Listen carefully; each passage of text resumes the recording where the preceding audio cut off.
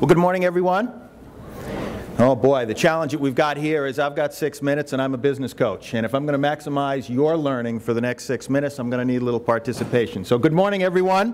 Good morning. All right, good morning, everyone. Good morning. All right, thank you very much for that. How many of you would like to learn in the next 6 minutes the 6 most important things you need to know in order to make more money in 2010? If you want to do that, say yes. Yes. All right, excellent. Action Coach has been recognized as the world's #1 business coaching firm by Entrepreneur Magazine since 2004. I started my career as a CPA back in 1980, and I recovered from that in about 3 years. And since 1983, I've been buying and selling businesses. In fact, I've bought and sold 16 businesses in the last 28 years or so. And now, as the leader of an Action Coach firm in Westport, Connecticut, where we work with small and medium-sized business owners in Connecticut and New York, to help them think differently about their business, to help them grow their business and actually take action in order to make more money so that they can accomplish their goals. That's how we spend all of our time every single day. And the 6 strategies that I'm going to share with you now in the next 6 minutes are strategies that we've been developing within the Action Coach world since really 1993 when the organization was started. So are we all ready for the 6? If you are, say yes. Yes. All right, excellent. Okay, here we go. The first thing that you can do, and all of these, by the way, don't cost you any money. All right, these are things that you can start doing beginning this afternoon in your business to maximize profitability. The first one is, well, let me ask a question. How many of you have a documented action plan to grow your business? Raise your hand. Documented and written. Raise your hand. Okay, good.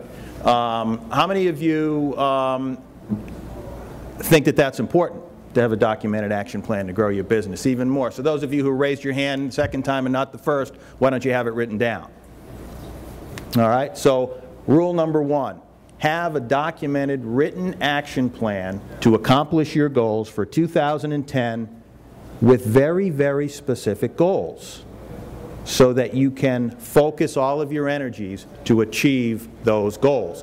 Those of you who didn't have a plan for 2009, you may be asking yourselves what you might want to do in 2010 to change your results. That's one. Get a plan and hold yourself accountable to it. Number 2, know your numbers in your business. How many of you are getting financial statements on a monthly basis for your business? Raise your hand. How many aren't? Raise your hand. Oh, come on. How many aren't getting financial statements out of your business every single month? Those of you who are getting financial statements out of your business, how much time are you spending analyzing them? How much time on a monthly basis are you looking at them to understand what they're telling you? If you're not getting financial statements out of your business on a regular basis, I can absolutely promise you that you're wasting money and you're making bad decisions to grow your business. We talk about the lack of capital out there in the marketplace. There's plenty of capital out there in the marketplace for businesses that know how to grow. Even 4 years ago, banks weren't lending to businesses to fund losses. They don't do that. All right? There's plenty of capital out there right now for businesses who are growing and are profitable and know how to approach business and know how to approach banks. But you have to understand your numbers. So that's key. Another question for you. If you couldn't go into your business as a business owner ever again, what are the top 5 numbers you would want someone to fax you or email you so that you could figure out whether your business was doing well or not? Those are the numbers you need to get on your desk every single day to keep control of your business. So number 1, set goals and an action plan. Number 2, know your numbers in the business. Number 3, target your marketing to your perfect customer. How many of you have a documented, written description of your perfect customer? Raise your hand. Documented, and what if you did? You think it'd be easier to find them? You think it'd be easier to share with other people who you were looking for?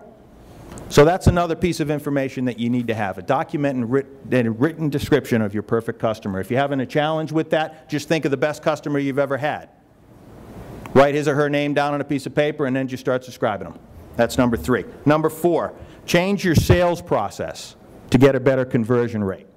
All right? How many of you have a consistent sales process in your business from the point where you meet a prospective client to the point where you're taking his or her check? You do the same thing every single time. How many? All right? Those of you who don't have it and your sales process isn't working, how do you know what to fix? How do you know what to change if you're doing everything differently every single time? All right? So a consistent sales process is critical. All right? Next thing, Point 5, increase your prices. How many of you have increased your prices this year? How many of you are afraid to do it? Raise your hand, afraid to increase your prices. All right, so all of you who have not done that, why haven't you if you're not afraid of it? I had someone tell me this week, actually, said to me, hey Jim, I went to a seminar that you presented at back in January. You told us all to increase your prices. Most of the people thought you were crazy. I increased my prices, and that's what got me through 2009. My revenue was down 20%, and I made a little bit more money this year than I made last year because I increased my prices. So if you want to have a better year next year, and why don't people want to increase their prices? The reason why they don't want to increase their prices is they don't want to spend the time to figure out how they need to sell differently to focus their clients on value versus price. Here's a clear message that there is always someone guaranteed that can sell your product or service cheaper than you can.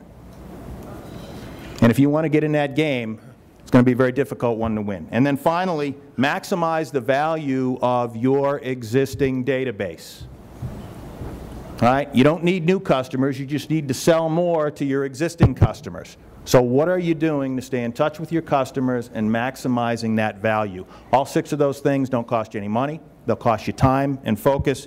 If you didn't take notes during the presentation, in your handout packet, there's a flyer that looks like this that has all of the 6 points on it and a little bit more about Action Coach. Thank you very much for your time this morning, folks. Thank you.